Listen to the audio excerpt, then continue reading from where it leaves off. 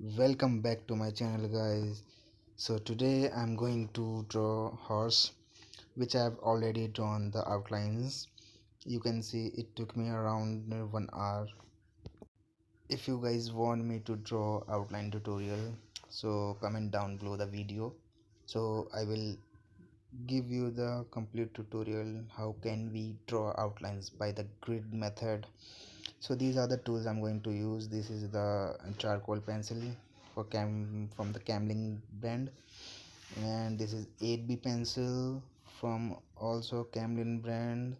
This is 0.5 mm mechanical pencil, and this is 6B pencil from Camlin brand, and this is 0.9 mm mechanical pencil, and this is blending stump for shading.